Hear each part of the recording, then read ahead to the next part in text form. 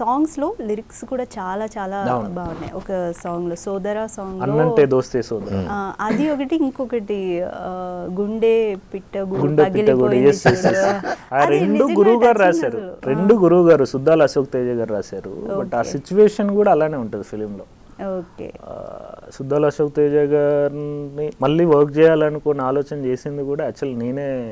ఒకసారి మనోళ్ళతో చెప్పేది, తల్లి తల్లి నా చిట్టి తల్లి సాంగ్ రాసింది ఆయనే బేవర్స్లో. ఎందుకు అనిపించింది ఈ ఎమోషన్కి గురువు గారు ఉంటే బాగుంటుంది, టీమ్ వర్క్లో డిస్కషన్ ఫైన్ విల్. ఈ ఫిలిం సాంగ్స్ ఒకటి మంచు మనోజ్ గారు లాంచ్ చేశారు. సో ఏమన్నారు సాంగ్స్ గురించి, మ్యూజిక్ గురించి? మనోజ్ అన్న రావడానికి రీజన్ అయితే అన్నే. అంటే ఇలా మీ బాండింగ్ ఎలా ఉండేది? ఫైన్. నాకు ఫస్ట్ నుంచి కూడా వాళ్ళు ఎలా ఉన్నారో ఇప్పటికీ మనోజ్ అన్న కానీ, విష్ణు అన్న కానీ, గురువు గారు కానీ అందరు అలాగే మన మీద ఎక్కడ ప్రేమ అభిమానాలు తగ్గలే.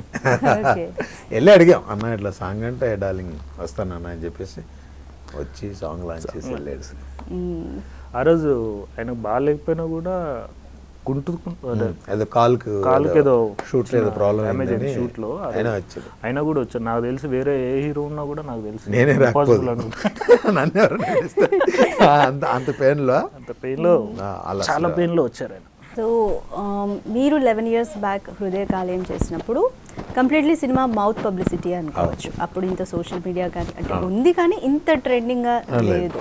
అండ్ ఇప్పుడు ఓటీటీ ట్రెండ్ కూడా ఎక్కువ, ఇప్పుడు ఓటీటీ ట్రెండ్ ఉంది. సో ఎలా అనిపిస్తుంది డిఫరెంట్? థియేటర్లో ఎక్కువ కాలం సినిమా ఎక్కువ రోజులు ఉండట్లేదు, వెంటనే ఓటీటీకి వచ్చేస్తుంది. అండ్ ప్రొడ్యూసర్స్ పరిస్థితి కానీ, సో వీటన్నిటి మీద మీకేమనిపిస్తుంది? ఏమనిపోయినా మార్పు. ఇప్పుడు ప్రతి ఒక్కరికి సెల్ ఫోన్ వచ్చిందండి, ఎవరు ఎక్కువ టైం స్పెండ్ చేస్తలేరు. మళ్ళీ మనం పల్లెటూర్లలో చూసుకుంటే కూడా మినిమం 40 inches టీవీలకు తక్కువ లేవు. అన్ని యాప్లు అందుబాటులో ఉన్నాయి, నెట్వర్క్ అందుబాటులో ఉంది, సినిమాలు అందుబాటులో ఉన్నాయి. టప్పుడు ఒక 1-2 monthsలో వచ్చేస్తాయి.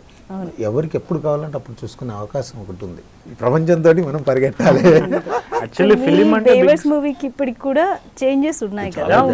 నేను కూడా బిఫోర్ ఓటీటీ యాక్టివ్గా లేనప్పుడే కదా లైక్ బేవర్స్ చేసింది. అవును సార్, ఇప్పటికి కూడా యాక్టర్స్గా ఫిలిం మేకర్స్గా ఏముంటుంది అంటే లైక్ ఆడియన్స్కి కూడా ఉంటుంది, థియేటర్కి వెళ్ళి ఫిలిం చూడాలి అన్నది ఉంటుంది. కానీ ఏదో లైక్ ఈ మార్పు అనేది మనం వెల్కమ్ చెప్పాలా లేకపోతే దీన్ని అడ్డు చెప్పాలా అన్నది అర్థం కాకుండా ఉంది. బట్ స్టిల్ మంచి అనేది ఎప్పుడు కొంచెం లేట్ అని ఏదో ఒకటి జరుగుతుంది. లైక్ బిగ్ స్క్రీన్లో మూవీ ఎంజాయ్ చేయడం అనేది ప్రతి ఒక్కరికి ఇష్టపడుతుంది. ఈవెన్ మీరు కూడా నాకు తెలిసి ఓటీటీలో చూడడం కంటే బిగ్ స్క్రీన్కి వెళ్ళడానికి ఇష్టపడుతుంది. అంటే పబ్లిసిటీ కూడా అంటే ఆ ఇంట్రెస్ట్ క్రియేట్ అవుతూనే వెళ్తున్నారు. ఇప్పుడు మిడిల్ క్లాస్ వాడికి ఇన్కమ్ పెరగలేదు, బట్ ఎక్స్పెన్సెస్ పెరుగుతున్నాయి. ఇప్పుడు 300 rupees టికెట్ పెడితే ఎందుకు వెళ్ళాలి ఫిలింకి అన్న దాంట్లోకి ఒక ఆలోచనలోకి వచ్చారు. అది ఎంతవరకు అదంతా ఎప్పుడు ఇదైతే రిసాల్వ్ అవుతుందో తెలియదు. Let's see.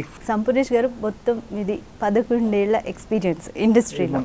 మొన్న April 11th హృదయ కాలేయం 11 years యానివర్సరీ. 4th. అవును, మరి రిలీజ్ చేయలేదా? ఇప్పుడు రిలీజ్ నెక్స్ట్ మంత్ అనుకుంటాను. ఎందుకు? May 9th నా బర్త్డే ఉంది, రిలీజ్ చేద్దాం అనుకుంటున్నాను. ఓకే, ఈసారి కలెక్షన్స్ ఎలా ఉంటాయి అనుకుంటున్నారు? కంపల్సరీ హృదయ కాలేయంకు థియేటర్కి వస్తారు. నేనే వెళ్తారు because people are starving for comedy. Sampoorna fans every state లో ఉన్నారండి. నేను ఎక్కడైనా వెళ్ళినప్పుడు సోదరా చేశాను అని ఎవరికని చెప్తే ఏదైనా పోస్టర్ ఏదో అరే this guy I know this guy. Like even Bengaluru కానీ లైక్ మహారాష్ట్ర కానీ ఎక్కడికి వెళ్ళినా కూడా సంపూ అన్న ఆల్మోస్ట్ రీచ్ అయిపోయింది అందరికి. సో ఇంకా మీకు సాటిస్ఫాక్షన్గా ఇంకా ఎలాంటి రోల్స్ చేయాలని? ఒక నటుడికి చాలా ఉంటాయండి, అది ఒక రోజుకు అయిపోయింది అనేటువంటిది కాదు. ఒక నటుడు యొక్క అంటే రిటైర్మెంట్ లేని జాబ్ అంటారు చూసారా, అది ఓన్లీ ఉంది నటులకు మాత్రమే. ఇప్పుడు మన చాలా మంది పెద్ద పెద్ద వాళ్ళు కూడా చాలా ఏజ్ వరకు కూడా చేశారు, ఇంకా చేస్తున్నారు. ఇది అనేది చాలా ఉంటాయి. కాకపోతే వెళ్ళే జర్నీలో ఏది తగిలితే అది చేసుకుంటూ వెళ్ళడం. ఇప్పుడు మీరు స్పెసిఫిక్గా ఏదైనా మీకు ఉందా అని అనిపించి ఏదైనా ఉందా అని మీరు అడిగారు కాబట్టి నిజంగా అవకాశం వస్తే ఉపేంద్ర లాంటి క్యారెక్టర్ చేయాలని ఇష్టం. ఉపేంద్ర అలా చేసినా కూడా నవ్వుతారు. అదే అదే అది బాగా ఇష్టం నాకు. ఓకే, ఎప్పటికైనా అలాంటి క్యారెక్టర్ చేయాలి. ఉపేంద్ర గారు లాంటి క్యారెక్టర్, అంత స్పీడ్, అంత ఫాస్ట్. ఇంటర్వ్యూ చూసి అలాంటి స్క్రిప్ట్ ఎవరన్నా నేను నాకు కూడా చూడాలని ఉంది. ఇప్పుడు చెప్తుంటే లైక్ ఇప్పటి వరకు డిస్కషన్ రాలేదు. For more videos like this, subscribe Big TV channel.